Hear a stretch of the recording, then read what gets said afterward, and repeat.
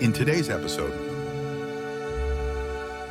Quiet Charisma, The Art of Making Meaningful Connections by Odåsnac. Hey there, everybody. Today we're going to be diving deep into something kind of mysterious. Charisma. Yeah, exactly. Not just any charisma. Right. That quiet, magnetic kind of charisma that really pulls people in. We're using Quietly Charismatic by Odåsnac to help guide us. Yep. And how anyone can cultivate this quality, whether they think they're outgoing or more reserved, I love and that. harness it for positive impact. I want to get into the practical stuff because I think we've all met people who just have that it factor. Yeah. And it makes me wonder, is it something we can learn? Absolutely. One of the things Odåsnac does really well is debunk the myth that charisma is something you're born with. Okay. He argues it's a skill set. Okay. Like learning a new language or playing an instrument. I like that. Right. So if we think about someone who's really charismatic, what about them makes them so compelling? Yeah. Is it confidence? Way with words? It's a bit of both. Okay. It goes deeper than that. But Odåsnac suggests thinking about charisma as the art of making others feel a certain way. Oh, interesting. Yeah. It's about creating a space where people feel valued, understood, and drawn in. Oh, so it's less about being flashy and more about that genuine connection. Exactly. Sometimes the most charismatic people are those who don't seek the spotlight. Right. But they have a way of making everyone in the room feel like they're the most important person there. Oh, wow. Powerful. Right. Okay. He mentions the importance of speaking with conviction. What does he mean by that, and how does it tie into charisma? Speaking with conviction is about communicating authentically and passionately.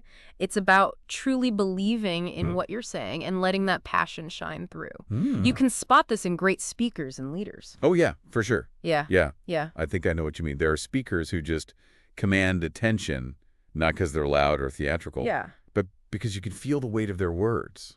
Yes. Like, they're not just delivering information, but sharing a part of themselves. That's a great observation. Okay. And it gets to the heart of why conviction is so compelling. Okay. When you speak with conviction, people are more likely to trust you, be persuaded by you, and to feel a sense of connection with you. It's not just the words themselves, but the energy behind them. Exactly. Makes me think about how some actors can deliver the same line, but it's the one who believes it, who embodies it, that truly moves us. Precisely. Okay. And that kind of conviction is something we can all work on developing. It starts with identifying what we're truly passionate about, what we believe in, and finding ways to communicate that authentically. That makes sense. Now, earlier we talked about charisma not being this one-size-fits-all quality. Right. It seems like even the most charismatic people won't be universally loved. That's a really important part. Odåsnac uses a great analogy. Okay. Think of charisma like ice cream. Okay. Not everyone likes the same flavor. Right. What one person finds charming, another might find off-putting. So even if we're doing everything quote-unquote right, we're not guaranteed to win everyone over. Exactly. And that's where the concept of social context comes in. Okay. Charisma isn't just about who you are, but also about the environment you're in, the people you're interacting with, even their mood at that particular moment. Makes me think about those situations where someone's trying too hard to be charming. Yeah. It comes across as inauthentic or even a bit desperate. Maybe they're using a flavor that doesn't quite fit the situation. That's a great example. It highlights the importance of being aware of the social dynamics at play and adjusting our approach accordingly. Okay. Sometimes the most charismatic thing you can do is simply be yourself, to be genuine and authentic in your interactions. I like that. Speaking of being ourselves, what about those of us who struggle with shyness? Can we still develop charisma even if we're not naturally outgoing or comfortable in social situations? Absolutely. This is another area where Odåsnac offers a lot of encouragement. Okay. He suggests reframing shyness altogether. Okay. Instead of seeing it as a negative trait, he encourages us to think of it as an opportunity to approach social situations as learning experiences. Interesting. Yeah. Focusing on personal growth rather than worrying about judgment. So instead of trying to force ourselves to be someone we're not, we can lean into that process of learning and growing in social situations. Exactly. It's about shifting our focus from trying to impress others to trying to understand ourselves better, to figure out what makes us tick, and to use that self-awareness to build genuine connections. He also mentions some practical experiments to help overcome shyness. I remember when I first tried his suggestion of smiling and saying hello to one new person each day.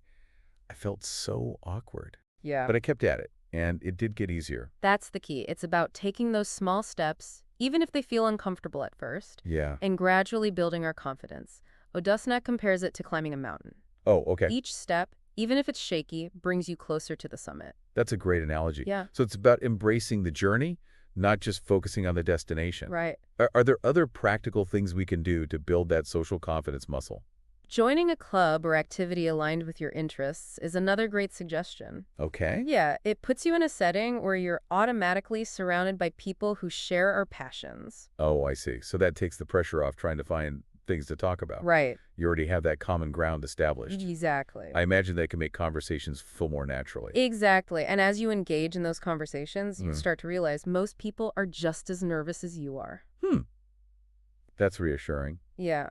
It's easy to get caught up in our own heads and assume everyone else is completely at ease in social situations. And that's why it's so important to remember that we're all in this together. We're all learning and growing, and it's okay to be a little awkward or uncomfortable sometimes. In fact, those moments of vulnerability can often lead to the most genuine connections. Oh, I love that. Right. Now let's talk about first impressions, because we all know how important those can be, especially in professional settings or when meeting someone new. Yeah. Odåsnac points out that first impressions are like the opening act of a concert. Oh, what does he mean by that? He's highlighting how they set the stage for what's to come. Okay. They create that initial impression that can influence how people perceive us and interact with us going forward. But he also cautions against thinking of them as purely superficial. So it's not just about flashing a dazzling smile and having a perfectly rehearsed elevator pitch. Exactly. It goes deeper than that. Okay. It's about creating a sense of connection, making the other person feel seen and valued, Right. and leaving them with a positive feeling after interacting with you. It sounds like there's a balance between putting our best foot forward Yes. and being authentic to who we are. Absolutely. And to help with that, Odåsnac lays out a 60-second formula for making those first encounters count. I am intrigued. What's the secret recipe? He starts with the basics, a warm smile and a confident introduction. Okay, basic. Yeah. But then it gets interesting. Okay. He suggests sharing a brief, interesting anecdote about yourself, something that makes you relatable and memorable. So something that gives them a glimpse into your personality beyond just your job title or what you do for a living. Exactly. Then the formula focuses on finding common ground. Okay. This is about building that bridge of connection by discovering shared interests or experiences. Oh, I see. It could be anything from a love of hiking to a quirky obsession with vintage board games. I love that. It's like those moments when you're talking to someone new and you discovered you have something in common. Right. It breaks down those walls Yes. and creates a sense of camaraderie. Right. And finally, the formula ends on a positive note with a heartfelt compliment or sincere thank you. Oh, okay. Yeah. It's about leaving the other person feeling good about themselves and the interaction. That makes a lot of sense. But it's not just about what we say, right? Right. Nonverbal cues play a huge role in first impressions, too. Absolutely. Things like leaning in slightly, nodding to show you're listening, maintaining appropriate eye contact. These all signal you're genuinely interested and present in the conversation. Makes me think of how you can often tell when someone's not really listening. Right. Even if they're nodding and saying all the right things. Yeah. Their body language betrays them. Exactly. And conversely, when someone is truly engaged, it shows in their entire demeanor. They're leaning in, eyes are sparkling, their body language is even and welcoming. It's like they're fully present in that moment. Right. And that presence is incredibly magnetic. Yes. It makes you want to lean in, too. Yes. To be part of that energy. You've hit on a crucial point Odåsnac makes. Okay. He says, being interested is good, but to truly connect, you need fun, trust, and respect. Okay, let's unpack those three elements. Fun seems pretty straightforward. We all want to enjoy our interactions, to have a good time.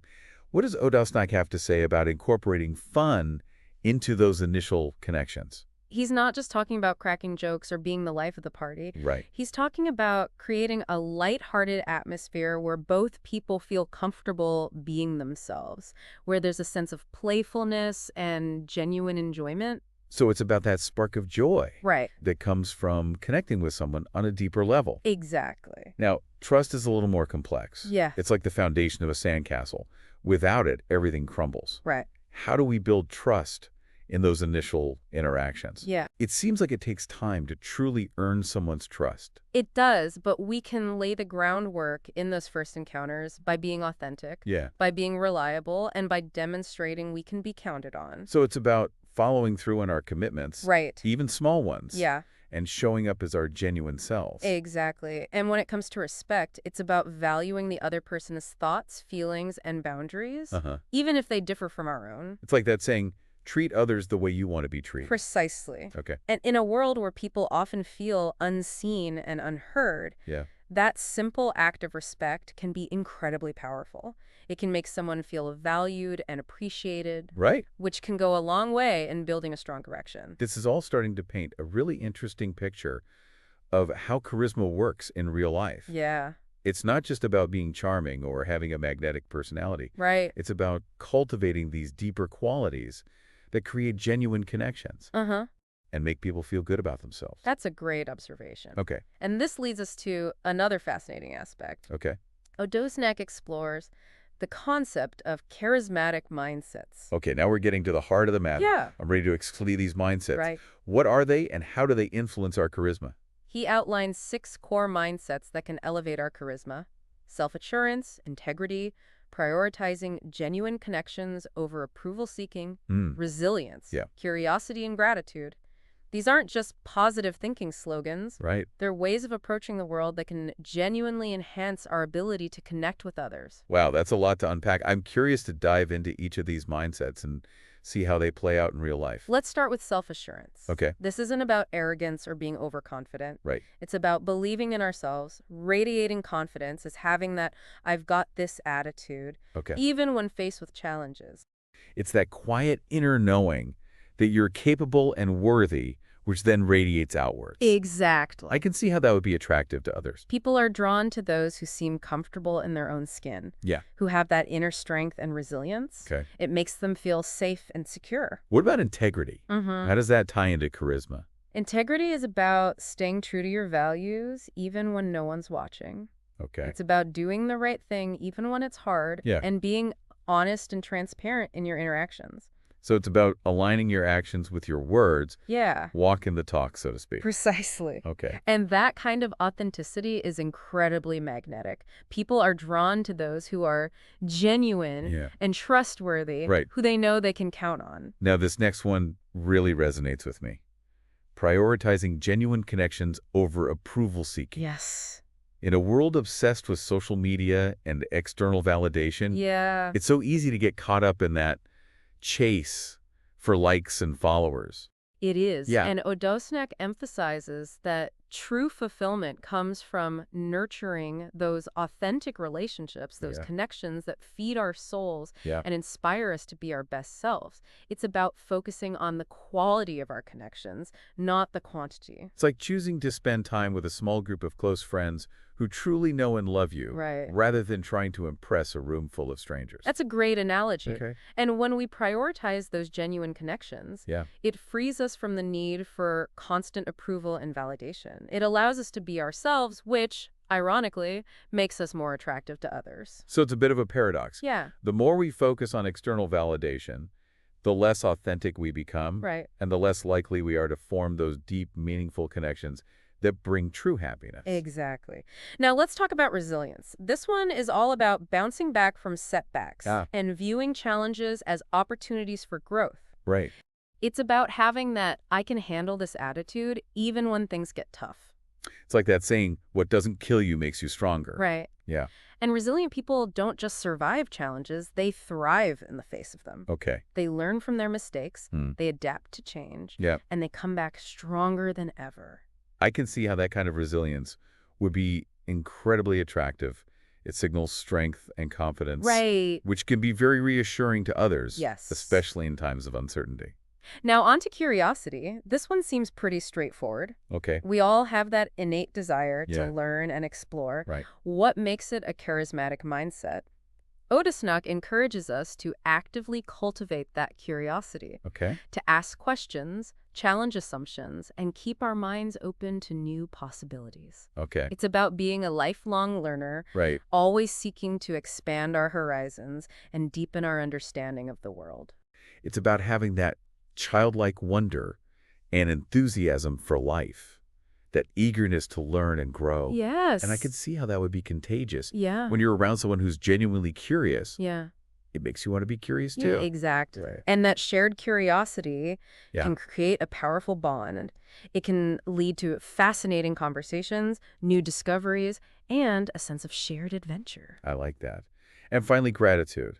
Mm-hmm. This one seems simple, but I know it can be incredibly powerful. It is. Yeah. Gratitude helps us shift our focus from what we lack Okay. to what we have, allowing us to appreciate the good in our lives, no matter how small. Right. It's about savoring those everyday moments of joy, expressing appreciation to those around us, Yeah. and cultivating a sense of contentment. It's like taking the time to notice the beauty of a sunset, Yes. or the warmth of a hug, Right. or the kindness of a stranger. And when we cultivate gratitude, Yeah. it radiates outwards. It makes us more approachable, more generous, and more compassionate. It's like our inner light shines brighter, Yes. making us more magnetic to others. This whole conversation about charismatic mindsets has been so insightful. It's fascinating how our thoughts and beliefs Right. can actually influence how we show up in the world Yeah. and how others perceive us. It's not just about surface level charm or techniques. It's about cultivating those inner qualities that make us genuinely magnetic. Before we wrap up this part of our deep dive, I'm curious to hear more about how these charismatic mindsets play out Yeah. in specific situations. Uh-huh. Odåsnac talks about speaking like a leader, even if you don't have a formal leadership role. What does he mean by that? He's suggesting that leadership isn't just about holding a title or having authority over others. It's about Right. how we communicate, Okay. how we inspire, and how we influence those around us. So we can all be leaders regardless of our position or title. Absolutely. And that's where charisma comes in. When we cultivate those charismatic mindsets and combine them with effective communication skills, we can have a powerful impact on those around us. Okay, I'm ready to unlock my inner leader. Yeah. What are some of the key elements of speaking like a leader? Odåsnac breaks it down into 3 key aspects: understanding your own charismatic type, enhancing your oral communication skills, and mastering body language. Okay, let's start with charismatic types. Yeah. Is there like a personality test for this? How do we figure out which type we are? It's not so much about fitting into a neat little box. Okay. Odåsnac acknowledges charisma comes in different flavors. Okay. You might be the visionary charismatic, painting inspiring pictures of the future, or the relational charismatic, connecting deeply with others through empathy and storytelling. So it's about recognizing our own strengths and finding our unique style of communication. Precisely. Okay. And once you understand your own charismatic type, you can focus on honing your oral communication skills Yeah. to make your message even more impactful. What are some tips for enhancing those skills? Odåsnac emphasizes the importance of storytelling, using pauses for emphasis, and projecting clarity and conviction in your voice. So it's about going beyond just conveying information Yeah, and using our words to create an emotional connection with our listeners. exactly. And it's about practicing those skills, Yeah. finding our own voice, Uh-huh. and developing a style of communication that feels authentic to who we are. Now, what about body language? I know it plays a huge role in how we're perceived, but it can feel a bit overwhelming trying to master all those subtle cues. Odåsnac emphasizes that body language should complement and reinforce your message. Okay. It's not about following a rigid set of rules or trying to mimic someone else's style. Okay. It's about letting your body language flow naturally from your authentic self. So it's about being aware of our body language Right. and using it intentionally, but not letting it become a distraction or a source of self-consciousness. Exactly. And remember, practice makes perfect. The Yeah. more we pay attention to our body language and experiment with different ways of expressing ourselves non-verbally, Yeah. the more comfortable and confident we'll become. This is all starting to make so much sense. It's not just about putting on a show. Yeah, It's about bringing our whole selves to the table, right. our thoughts, our emotions, our body language, and weaving them together to create a tapestry of authentic connection. That's a wonderful way to put it. Thank you. And that brings us to the final chapter of Odåsnac's book, where he tackles a crucial topic: maintaining authenticity Okay. in a world that often feels like it's trying to mold us into something we're not. Okay, I'm ready for the final act. How do we stay true to ourselves Yeah. amidst all those external pressures? Odåsnac highlights the importance of discernment. That's the ability to sift through the noise Okay. and figure out what feels right for you. Right. He uses the analogy of a compass guiding you through a maze of information. So it's about finding our own internal compass and trusting that inner voice. Exactly. And that's where things can get a bit tricky Yeah. because we're constantly bombarded with messages telling us who we should be, Yeah. what we should believe, and how we should act. It's like trying to navigate a crowded dance floor where everyone's moving to a different beat. How do we stay true to our own rhythm and avoid getting swept away by the crowd? Odåsnac emphasizes the importance of pausing and reflecting before reacting to any influence or opinion. Ask yourself, does this align with my values? Right. How does this get me feel? It's about taking a step back from the dance floor Yeah. to catch your breath and assess the situation Right. before jumping back in. That's a great analogy. Thank you. And it's especially important when it comes to dealing with criticism Yeah. because not all feedback is created equal. We all know how criticism can sting, Right. even if it's well-intentioned. Absolutely. Yeah. And Odåsnac encourages us to reframe criticism as an opportunity for growth. Okay. Instead of getting defensive or shutting down, Right. ask yourself, what can I learn from this? Is there any truth to this feedback that can help me improve? It's like that saying, what doesn't kill you makes you stronger. Right. But I imagine it takes a lot of self-awareness and resilience It does. to actually embrace criticism as an opportunity for growth. But it can be incredibly empowering. Yeah. Instead of letting criticism define us, we can choose to use it as fuel Right. for our personal development. Yeah. We can choose to focus on the feedback that's constructive and helpful and let go of the rest. Yeah, it makes a lot of sense. Now, Odåsnac also talks about the importance of transparency Yes. in our interactions to avoid manipulation. Yes. What does that look like in practice? It's about being honest about our intentions, Okay. setting clear boundaries, Right. and communicating openly and authentically. So it's about being upfront and saying, this is what I'm comfortable with. Exactly. This is what I'm not. Precisely. Yeah. And when you operate with transparency, Yeah. you create an environment of trust and respect, Okay. making it much harder for others to manipulate or take advantage. That's a powerful insight. Yeah. It's like shining a light on those manipulative tactics, making them less effective. Exactly. And remember, discernment isn't just about protecting ourselves from negative influences. Right. It's also about recognizing and embracing the positive influences in our lives. Right. Those people and experiences that uplift and inspire us. It's about choosing our dance partners wisely Yes. and creating a circle of support Right. that nourishes our souls. Beautifully put. And that brings us to the final piece of Odåsnac's wisdom.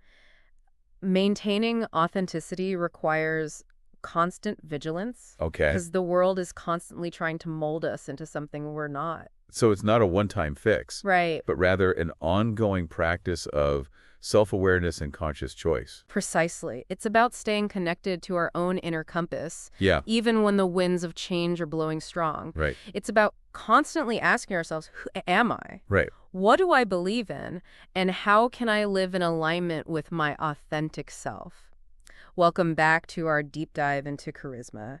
We've been talking about how to cultivate it authentically. Right. But now I think we need to kind of flip the script and talk about the other side of the coin, Okay. manipulation. Right. Because as we've been exploring, charisma is a powerful tool. Yeah. And like any tool, it can be used for good or for ill. Exactly. It's like fire. It can be used to warm a home or burn it down. So how do we spot those charisma arsonists? Those who might be using their charm for less than honorable purposes? One key sign is a lack of consistency between their words and their actions. Oh, okay. They might shower you with compliments and promises, Okay. but their actions tell a different story. Oh, that's tricky. Yeah. It's like that friend who's always full of grand ideas but never actually follows through. Right. Their words are exciting, Yeah. but their actions leave you feeling disappointed. That's a great example. Yeah. And it's important to pay attention to those inconsistencies because they can be a sign that someone's charisma is more about manipulation than genuine connection. So it's not just about the surface charm, Yeah. but about looking deeper and seeing if their actions match their words. Exactly. Okay. Another red flag you mentioned is a focus on taking rather than giving. Right. What are some signs that someone might be using their charisma to exploit others? They might be constantly asking for favors, Right. seeking validation, trying to get something from you without offering anything in return. It's a one-sided relationship where they're always the one benefiting. It's like they're using their charm to drain your energy and resources, Right. leaving you feeling depleted and resentful. Exactly. And it's important to remember we have the right to say no Oh, yeah. to those requests. Right. Even if they come from someone who's very charming or persuasive. Odåsnac talks about the importance of setting boundaries, especially when dealing with people who might be trying to manipulate us. What are some practical tips for setting those boundaries? It starts with recognizing our own needs and limits. Okay. What are we comfortable with? Right. What are we not comfortable with? Once we're clear on that, we can start communicating those boundaries to others. And that to be tough, right? Especially if we're dealing with someone who's very charismatic and used to getting their way. It can be, but it's important to remember that setting boundaries is an act of self-care. Okay. It's about protecting our own well-being Right. and making sure we're not being taken advantage of. Odåsnac also warns against the dangers of people-pleasing, especially when dealing with those who might exploit that tendency. Why are people-pleasers particularly vulnerable to manipulation?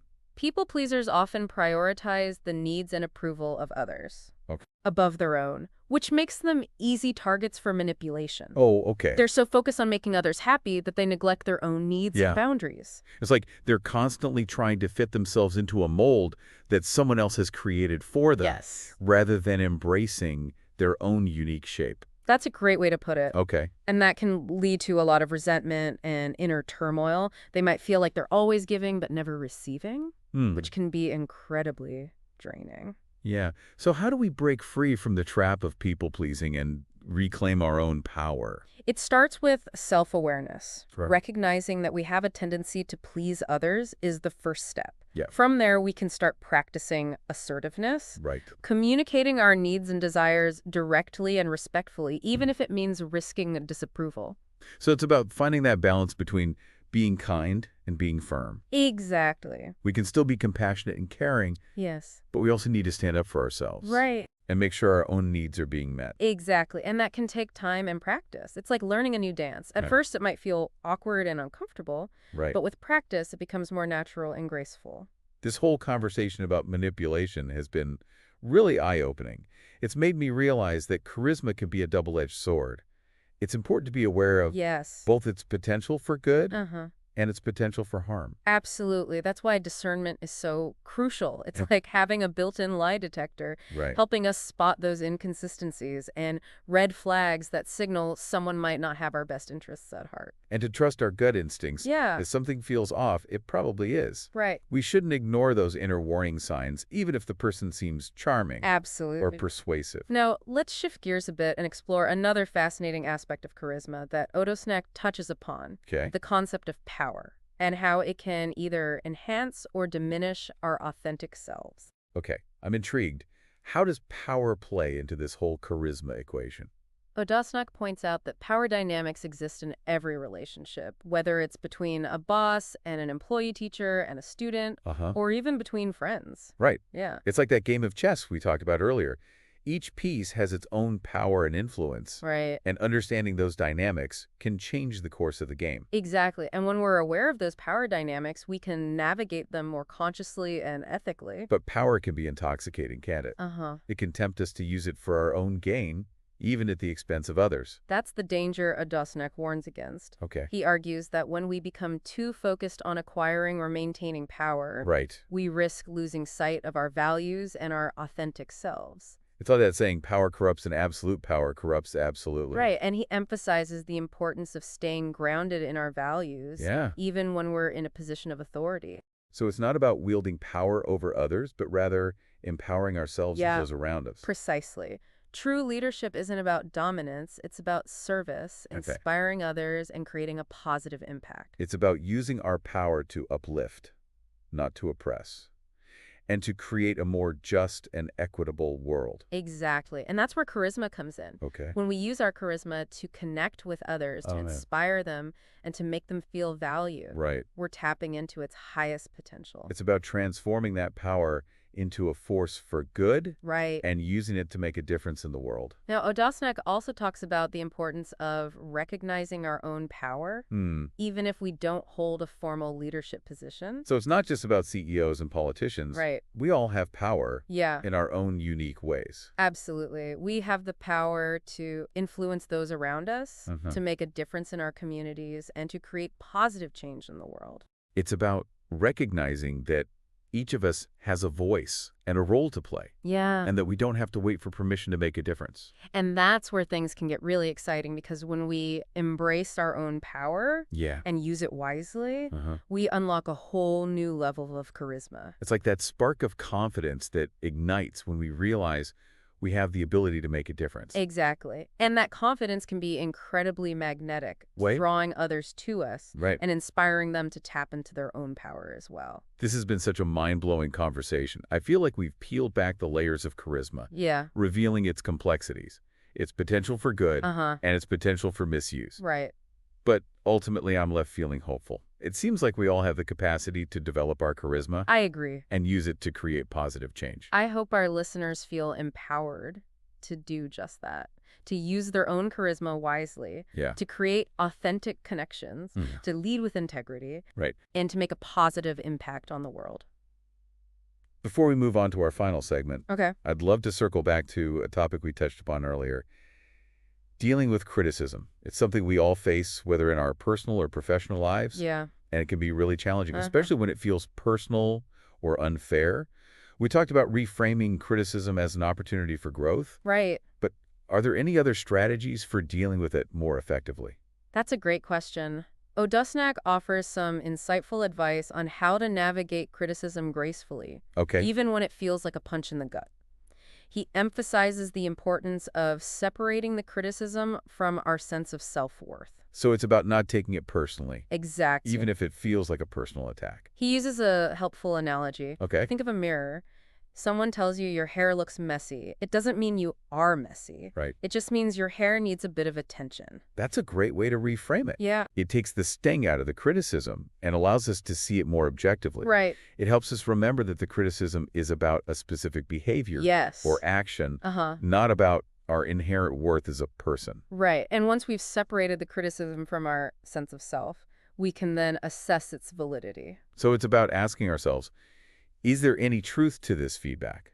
Can I learn from it? Precisely. And if there is some truth to it, even if it's just a small nugget, we can choose to embrace it as an opportunity for growth. Right. We can choose to see it as a chance to improve, to learn, and to become a better version of ourselves. It's about turning that criticism into fuel for our self-improvement journey. Now, Odåsnac also acknowledges that not all criticism is constructive. Sometimes it's just plain mean-spirited or fueled by the other person's own insecurities. It's like those bullies on the playground who try to tear others down to make themselves feel better. Right.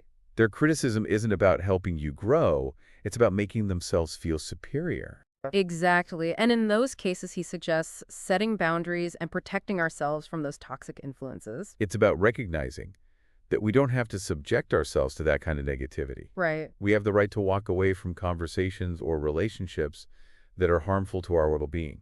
He also encourages us to cultivate a circle of support. People who uplift us and offer constructive feedback that's rooted in love and care. It's like creating a safe haven where we can be vulnerable and receive feedback without feeling judged or attacked. Right.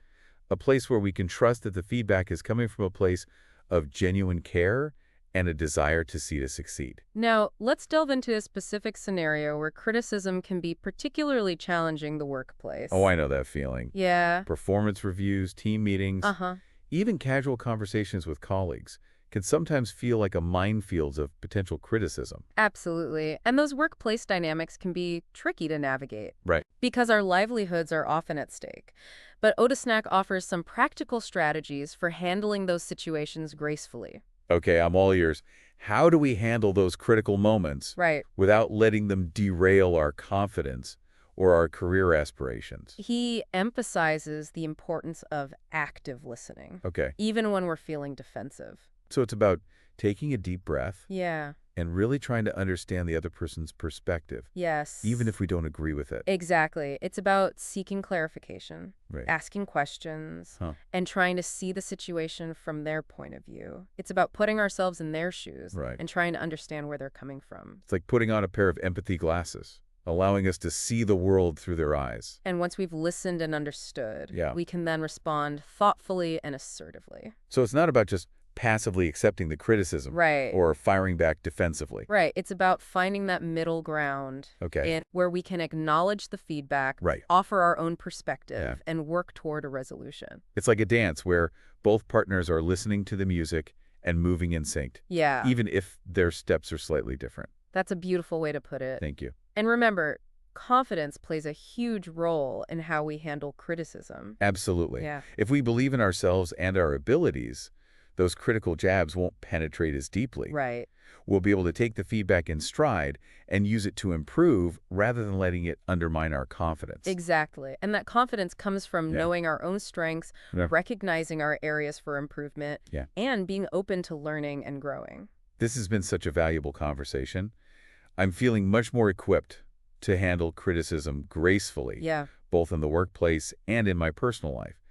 I especially appreciate the emphasis on empathy Yes. and active listening. Uh-huh. It's a reminder that criticism is often coming from a place of good intentions, Right. even if it doesn't always feel that way. I'm glad to hear that. And remember, criticism is a natural part of life, but it doesn't have to define us. Right. We can choose to see it as an opportunity for growth Yeah. and use it to become more resilient, more self-aware, and more confident in who we are. Now, as we wrap up this segment, I want to leave our listeners with one final thought Okay. about the power of charisma. Uh-huh. It's not just about influencing others. Right. It's also about inspiring them. That's a great point. So it's not just about getting people to do what we want, Right. but about igniting their own passions Yes. and potential. Precisely. When we use our charisma to uplift and empower others, we create a ripple effect of positivity that Right. can transform lives. It's about using our light to help others shine brighter.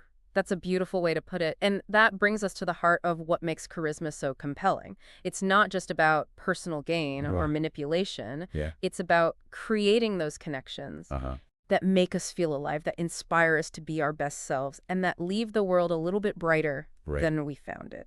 Welcome back to our deep dive into charisma. We've covered so much about what makes someone charismatic, Yeah. how to cultivate that quality, Right. and even how to spot when charisma might be used for, well, less than noble purposes.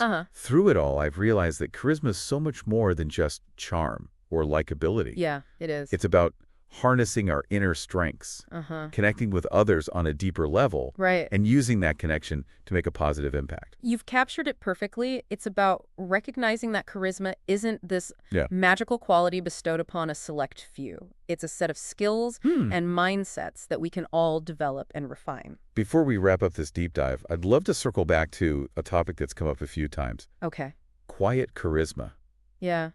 We've talked about how charisma can manifest in different ways, Uh-huh. but what is it about quiet charisma that makes it so intriguing? Quiet charisma is often underestimated because it doesn't rely on grand gestures Oh, or right. attention-grabbing tactics. Right. It's more about subtle influence, genuine connection, and a deep understanding of the unspoken dynamics in social situations. It's like that quote by Lao Tzu, "Water is fluid, soft, and yielding, Yes. but water will wear away rock, which is rigid and cannot yield. As a rule, whatever is fluid, soft, and yielding will overcome whatever is rigid and hard." That's a brilliant analogy. Quietly charismatic individuals often possess a calm confidence that draws others in, not through force, Yeah. but through understanding and empathy. They're not trying to dominate the conversation or be the center of attention, Right. but their presence is undeniable. Yeah. They have a way of making everyone feel seen and heard, Yeah. which creates a sense of trust and connection. Exactly. Their power lies in their authenticity, Yeah. their ability to listen deeply, Right. and their willingness to connect on a human level. It makes me think of those leaders who inspire not through fear or intimidation, Right. but through compassion and understanding. Uh-huh. They lead by example, quietly influencing those around them to become their best selves. You're right. Okay. And in a world that often feels loud and chaotic, that quiet, steady presence can be incredibly grounding and reassuring. Yeah, absolutely. It's like a calm in the storm. Right. A reminder that it's possible to navigate challenges with grace and resilience. As we wrap up this episode, I'm curious to hear your final thoughts on the power of charisma, Okay. what you hope our listeners take away from this deep dive. I believe charisma at its core is a force for good. It's about harnessing our inner strengths to connect with others, Yeah, build meaningful relationships, and make a positive impact on the world. I love that. It's not about manipulating others or seeking personal gain, but about using our influence Right. to uplift and empower those around us. And I hope our listeners feel inspired to embrace Yeah. their own unique brand of charisma. Yeah. Whether it's loud and boisterous or quiet and contemplative, the world needs your light. Thank you so much for sharing your insights with us today. It's been my pleasure. I know our listeners have learned a lot from our deep dive into charisma. And to our listeners, we hope you've enjoyed this exploration of charisma. Remember, it's not about becoming someone you're not. It's about uncovering and amplifying your authentic self and using your unique gifts to make the world a little bit brighter, a little bit kinder, and a little bit more connected. So until next time, Keep shining your light. and keep diving deep.